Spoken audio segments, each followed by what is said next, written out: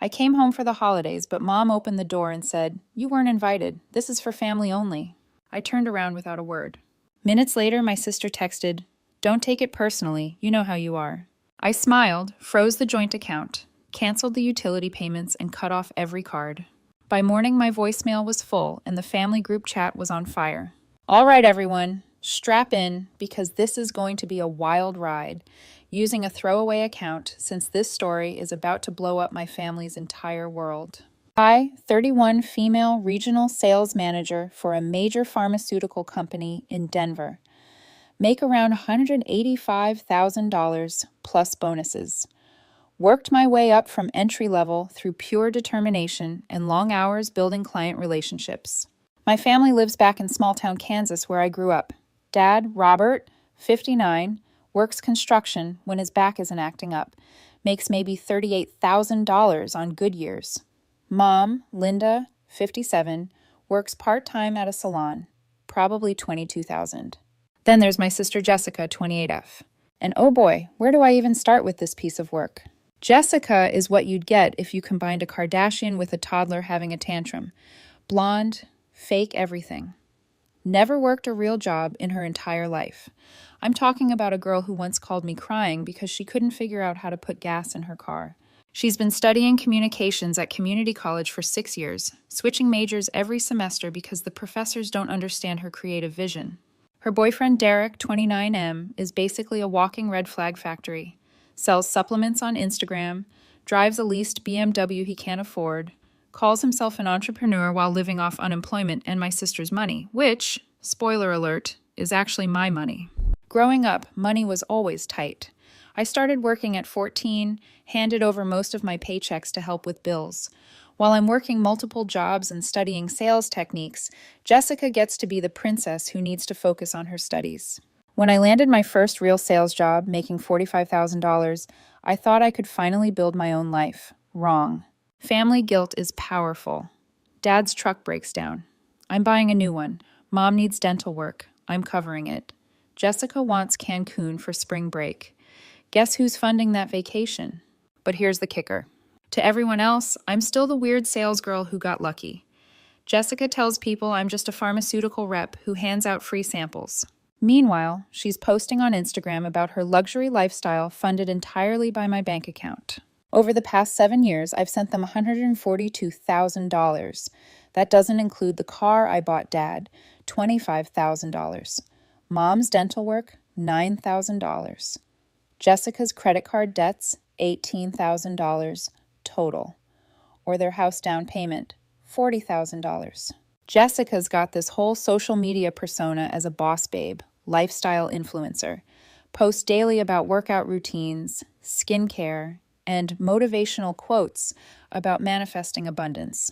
Has maybe 3,200 followers, mostly thirsty dudes and MLM people, but acts like she's the next big thing. Her bio says, "Entrepreneur living my best life DM for collabs."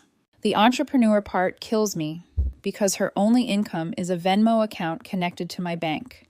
She sells maybe $250 worth of detox teas per month that cost her $60 wholesale. But in her mind, she's building an empire. Derek encourages this nonsense, constantly filling her head with YouTube channel ideas and clothing line fantasies. Tells her she's too good for regular jobs and her brand is worth millions. Meanwhile, he's never held a job longer than 3 months. The worst part? They talk down to me like I'm charity, like they're doing me a favor by accepting money. Jessica actually told me I should be grateful she lets me help her because it makes me feel important. Said I probably don't have many friends. True, but still. So being her ATM gives my life meaning. For years, I told myself I was helping family, but deep down I knew I was funding their delusions while they chipped away at my self-respect. The breaking point came this past Christmas, and what happened next changed everything. I'd been dreading Christmas for weeks. My last relationship ended in October. Apparently, dating someone who travels for work makes me emotionally unavailable. So I was going home alone again.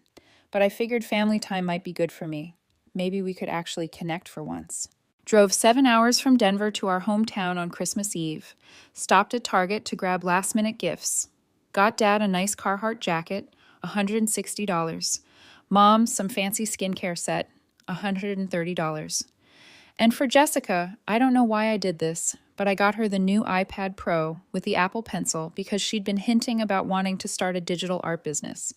That iPad setup cost me $1,300. For context, that's more than my sister has ever spent on anyone else in her entire life. Her Christmas gifts to family are usually candles from the dollar store or random MLM products she couldn't sell. I pulled into the driveway around 7 p.m. and immediately knew something was up. There were like 6 cars parked outside, music pumping from inside, and I could see people through the windows. Looked like a full party was happening.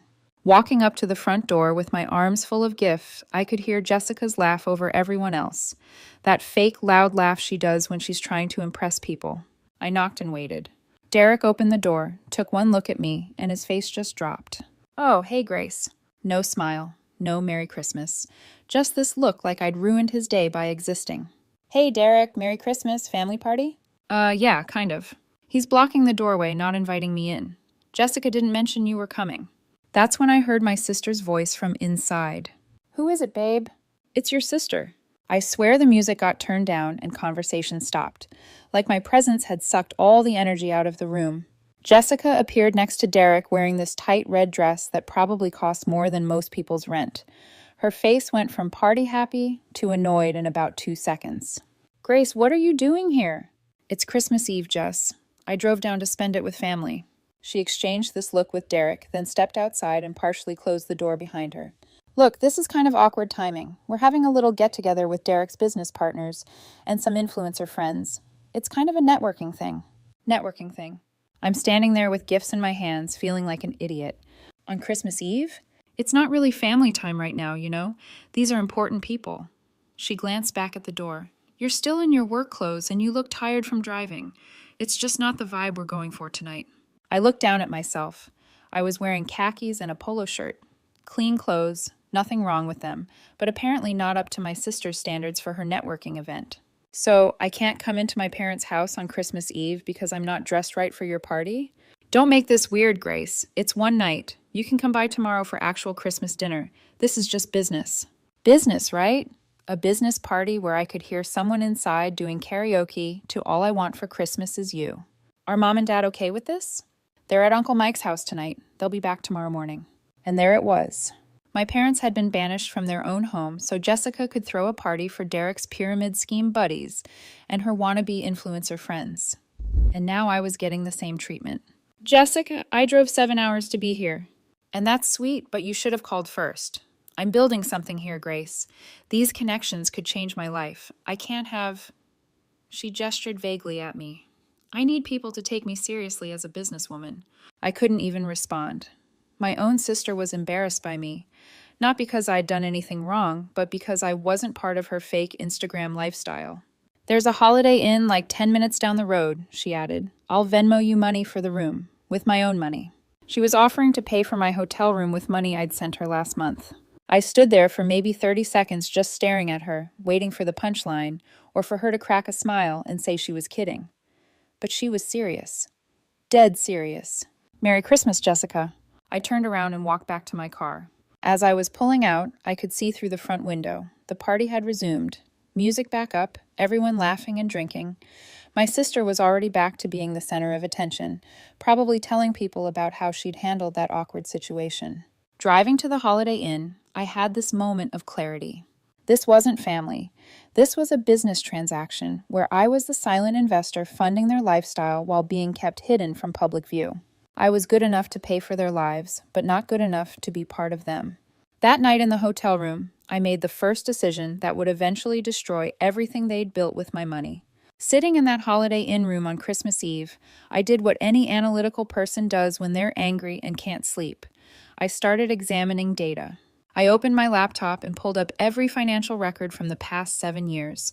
Bank transfers, credit card statements, Venmo transactions, everything. What I found was even worse than I remembered. $142,000 in direct transfers. But that didn't include car payments for Dad. $25,000. House down payment, $40,000. Jessica's credit cards paid off 4 times, $18,000. Mom's dental and medical, $12,000. Emergency loans never repaid, $9,000. Derek's business investments, $6,000. Total $252,000.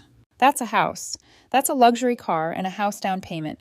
That's my entire savings that I'd been building since I was 22. But wait, it gets better. I decided to do some digital investigation because I was feeling petty and needed to know the truth. I pulled up Jessica's Instagram. Her recent posts were a masterclass in delusional entitlement. Photo of her and Derek at some upscale restaurant.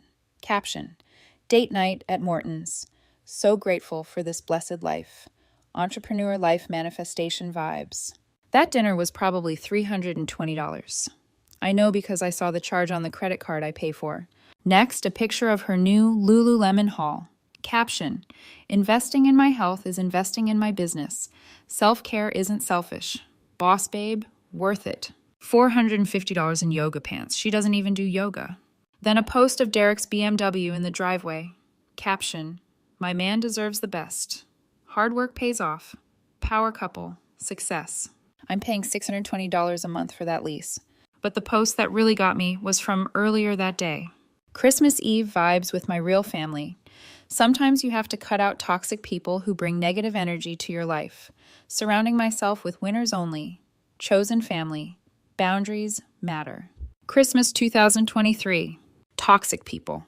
I was the toxic person for wanting to spend Christmas with my family after funding their entire lifestyle for 7 years. The comments were even better. Derek, baby, you're an inspiration. These energy vampires don't deserve you. Some random girl, Yas Queen, cut off the haters. Derek's mom, who I'd never met. So proud of you both for knowing your worth. I screenshot everything. Every post, every comment, every receipt. Then I started digging deeper. Derek's Instagram was a goldmine of nonsense. Dude had posts about his 6-figure business and passive income streams, photos of him with stacks of cash. Probably the $20,500 I'd sent Jessica the week before. Videos of him talking about financial freedom and escaping the matrix. My favorite was a post from last month. Just closed another $12,000 month. While most people are stuck in the rat race, I'm building generational wealth. DM me if you're ready to change your life. Entrepreneur mindset. Financial freedom. Self-made. Self-made with my money. I found Derek's YouTube channel too. 15 subscribers. Mostly videos of him in the BMW talking about success and motivation. One video was literally titled, How I Went From Broke to Boss in 6 Months, posted right after I'd sent them $9,000 for Derek's business emergency. But here's where it got really interesting. I found Jessica's Venmo transactions. She kept her account public because she's not very smart. She'd been sending Derek $1,800 every month, labeled as business investment and supporting my CEO. Derek was taking money I sent Jessica and using it to fund his fake lifestyle, then posting about it online like he'd earned it himself. And Jessica was so desperate to play Instagram girlfriend that she was giving him money to take her to dinner with. That's when I realized this wasn't just about being excluded from Christmas. This was about 2 parasites who'd built their entire identities around money they'd stolen from me, then had the audacity to call me toxic for expecting basic family respect. I spent the rest of Christmas Eve building a plan, not just to cut them off, but to systematically dismantle everything they'd built with my money. I wanted them to feel exactly as helpless and humiliated as they'd made me feel. See, here's the thing about being in sales. You learn to think strategically. You identify dependencies, trace relationship flows, and find single points of failure. Jessica and Derek's entire life was built on one massive dependency, me. Remove that dependency correctly, and everything collapses. I made a list of every account, every payment, every way I was connected to their finances. Then I prioritized them based on maximum impact. Car payments, credit cards, phone bills, insurance, everything they'd grown dependent on without even realizing it. But I didn't want to just cut them off. I wanted them to understand exactly what they'd lost and why. I wanted them to realize that the toxic loser they'd kicked out of Christmas was the only reason their fake empire existed. By sunrise on Christmas morning, I had a complete plan. It was going to take 3 months to execute properly, but when I was done, their entire world would collapse. And the beautiful part? They'd do most of the work themselves. Christmas morning, I checked out of the hotel and drove straight back to Denver. Didn't even try to see my parents. I was done pretending this was a normal family situation. Jessica texted me around noon, Hope you're not being dramatic about last night. Family dinner is at 2 o'clock if you want to come by." I didn't respond. She texted again at 3. "Mom is asking where you are. Don't make this a big thing." Then at 5, "Fine, be childish, but you're ruining Christmas for everyone." Still didn't respond, but I screenshot everything. Monday morning, I started phase 1, information gathering. I called my parents separately and had the most enlightening conversations of my life. Dad answered on the second ring. "Grace, we missed you at dinner yesterday. Jessica said you had to work." "I had to work? Dad, I drove 7 hours to see you guys, and Jessica told me I couldn't come to the house because I wasn't dressed right for her party." Long pause. "What party?" "The networking event she threw at your house Christmas Eve. You and Mom weren't even there." Another pause. "Daughter, we were at my brother's place because Jessica said you wanted to host a small family gathering and needed the house. She said it was a surprise for us." My blood pressure spiked. "She told me you guys chose to go to Uncle Mike's. She kicked me out of your house and lied to both of us about it." That doesn't sound right. Let me call your mother." I hung up and immediately called Mom. Same story. Jessica had told them I wanted to throw a family Christmas and needed them out of the house for the surprise. They'd gone to Uncle Mike's thinking they were helping me plan something special. So, not only had Jessica excluded me from Christmas, she'd manipulated our parents into leaving their own home by using my name. Then she'd thrown a party for Derek's scammer friends and kicked me out when I showed up. That's when I knew this wasn't just entitlement. This was calculated manipulation. I started monitoring their social media more carefully. Derek was posting daily about his business success, and Jessica was posting about her entrepreneur journey. Every expensive dinner, every shopping trip, every investment in their future was documented online. What they didn't realize is that I could track every dollar. When Jessica posted about her $220 skincare routine, I could see the charge on the credit card I paid for. When Derek bragged about his $12K month, I could see it was actually just the money I transferred for Dad's medical bills. But I wasn't ready to cut them off yet. I wanted them to get comfortable, maybe even more dependent. So I kept paying everything while documenting their lies. In January, Jessica called, asking for money for emergency car repairs. I sent $1,400. 2 days later, she posted Instagram stories of her and Derek at some spa resort. Captions: "Self-care Sunday and treat yourself. #blessed." In February, she needed $900 for school expenses.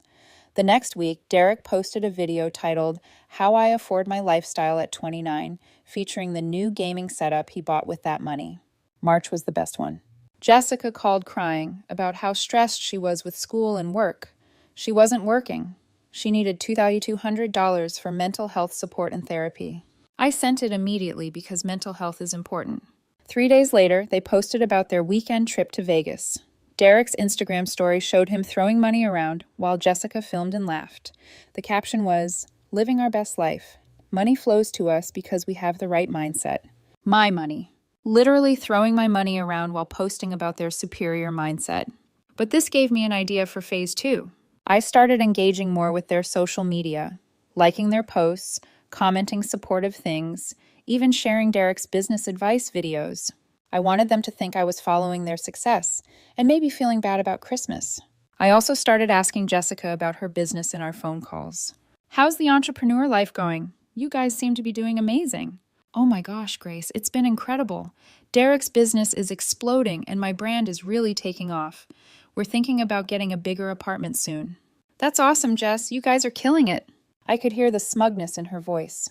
She thought she'd proved something by excluding me from Christmas.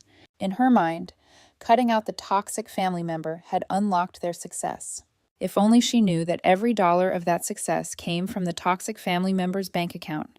By the end of March, I had everything I needed. Screenshots of every hypocritical post, recordings of every lie they'd told me and our parents, financial records of every dollar they'd spent of my money while calling me toxic. But more importantly, they'd gotten comfortable. Their lifestyle had inflated even more. Derek had started talking about buying a house. Jessica was planning a trip to Europe. They were making financial commitments based on money that was about to disappear. It was time for phase 2, bait. April 1st seemed like the perfect day to start phase 2, though the irony wasn't intentional. I called Jessica with an idea that would make everything that followed so much sweeter. "Hey, Jess, I've been thinking. You and Derek are doing so well with your businesses, and I feel bad about how things went at Christmas. I want to make it up to you by investing in Derek's business. Like seriously investing. Maybe $60,000 to start." The line went quiet. Then, "Grace, wow, that's actually amazing. How much are we talking about?" 60,000, but I'd want to be a real partner. See the business plan, understand the financials, maybe meet with Derek's team. 60,000? Her voice went up 3 octaves. Holy crap, Grace. Derek is going to flip. There's just one thing. I'd need proof the business is as successful as you say. Tax returns, bank statements, that kind of thing. Of course. Derek keeps track of everything. We're totally legit. Perfect. Maybe Derek could put together a presentation. I could drive down for a weekend, meet his team, see the operation in person. Yes, Grace, this is going to be incredible. Derek's always said that smart money recognizes smart money. Smart money. Right after we hung up, I actually laughed out loud. They thought they were about to scam me out of 60,000. What they didn't realize is that they were about to prove they'd been scamming me all along. Over the next few weeks, Jessica kept me updated on their preparation. Derek was apparently working 18-hour days on his business presentation. They'd rented office space for the meeting. Jessica bought a new professional wardrobe, all with my money, of course. Meanwhile, I hired my company's forensic accountant to analyze the financial data I'd gathered. The 52-page report was devastating. They weren't just spoiled family members. They were straight-up thieves with clear intent to defraud. By late April, Jessica was texting daily updates. Derek had created a 45-slide PowerPoint about his supplement business with projected 5-year revenue growth.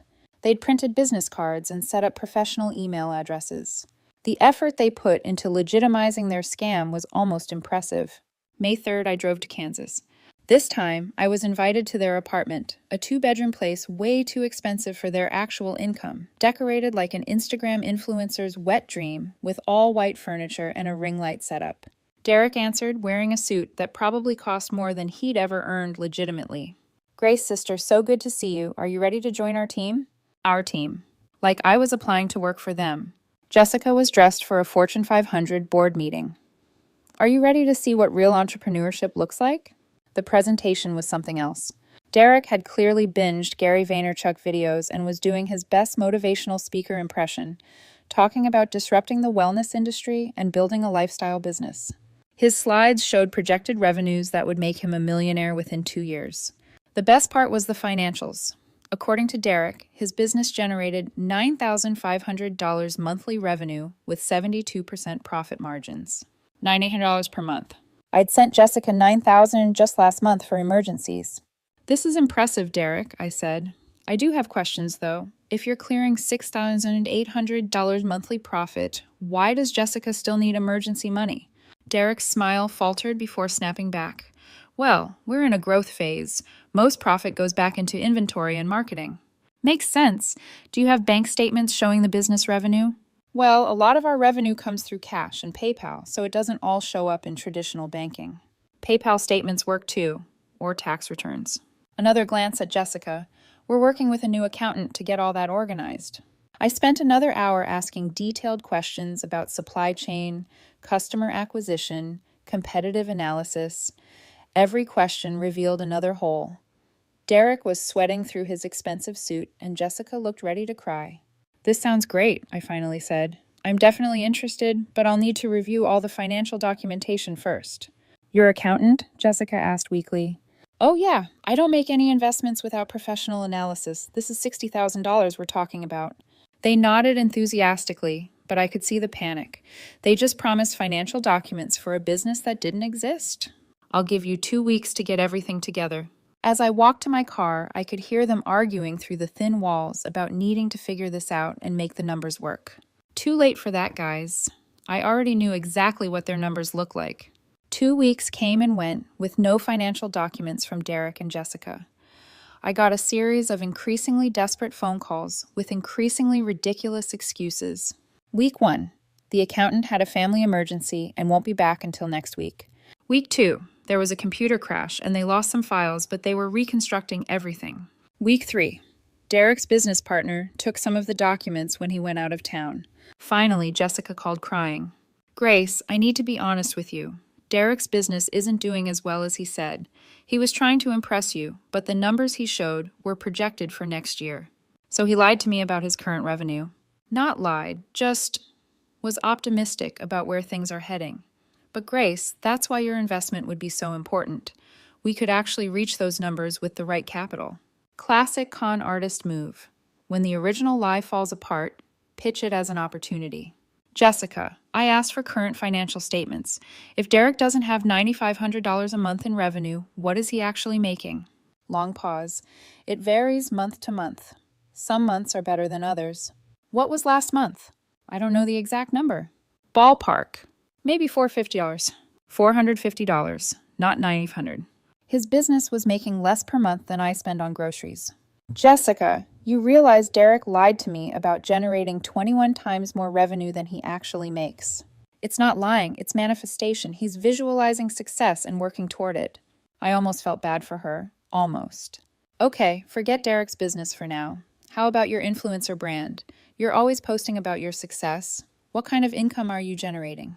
Another long pause. Grace, why are you asking all these questions? I feel like you're trying to make us feel bad about not being as successful as we want to be. I'm asking because I was about to invest $60,000 based on information that turned out to be completely false. I think I have a right to understand what's really going on. Fine, you want the truth? Derek makes maybe $550 a month when he has good sales. I make about $280 for my social media stuff. We're not millionaires, okay? We're trying to build something, but it takes time. $830 combined.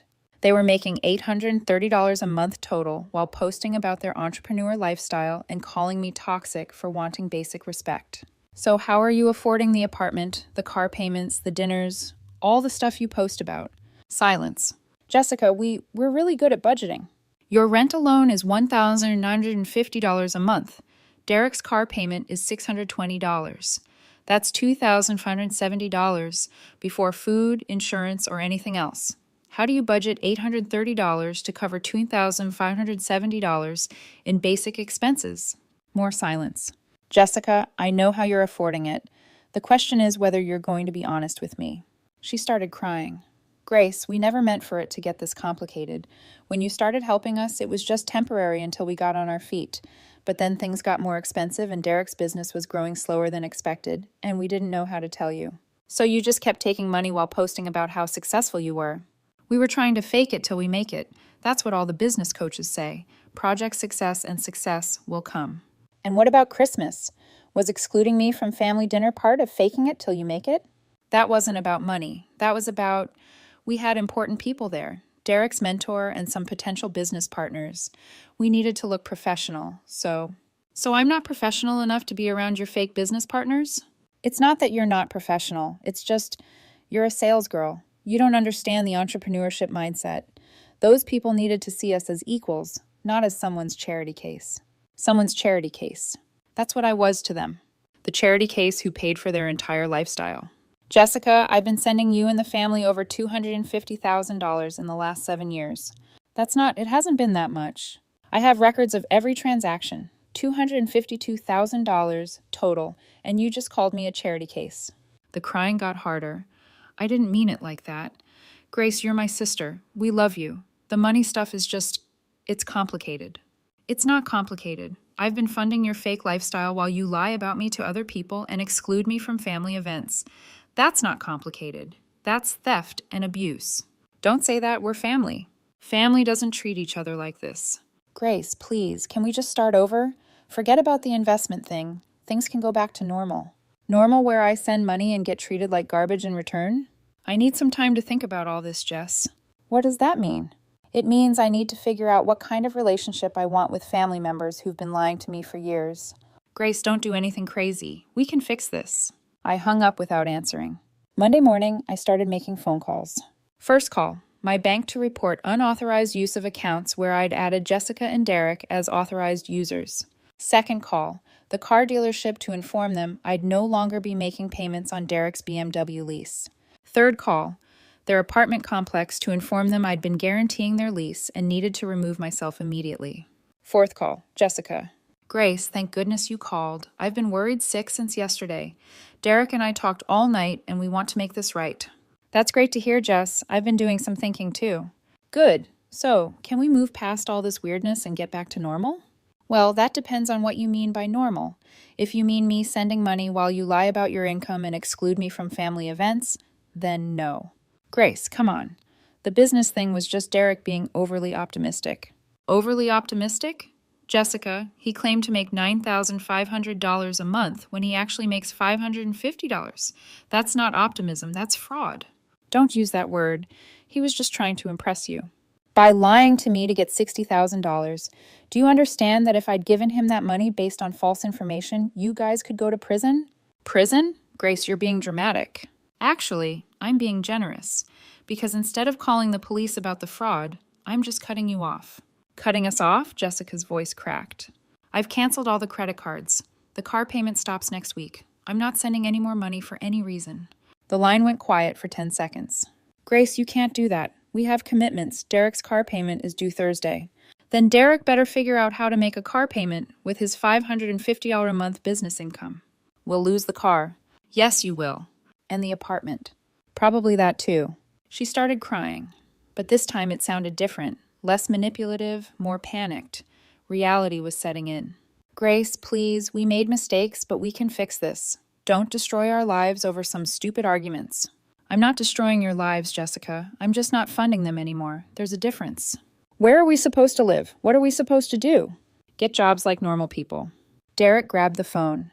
Grace, sis, let's be reasonable here. Family helps family. Family also doesn't lie to family, Derek, or steal from them, or exclude them from Christmas dinner. Look, Christmas was Jessica's call, not mine. And the business thing, okay, I exaggerated the numbers, but that's just good salesmanship. No, Derek, you were trying to scam me out of $60,000 using fake financial information. That's called fraud. Fraud? Dude, you're my sister-in-law. No, I'm the woman who's been paying for your fake lifestyle while you call yourself an entrepreneur on Instagram. Those posts are about motivation, man. Fake it till you make it. You've been faking it with my money for 2 years. When exactly were you planning to make it? He didn't have an answer. Jessica took the phone back. Grace, what if we pay you back? We can set up a payment plan. With what money? You make $830 a month combined, and your expenses are over $3,200. We'll get better jobs, real jobs. Great. When you do that and pay me back the $252,000 you've taken, we can talk about having a relationship again. $252,000. That's not, you're counting things that weren't loans. Emergency money for Dad's truck that went to Derek's business, Mom's dental work that paid for your Vegas trip, school expenses that funded your lifestyle. All of it was based on lies. We can't pay back $252,000. That's impossible.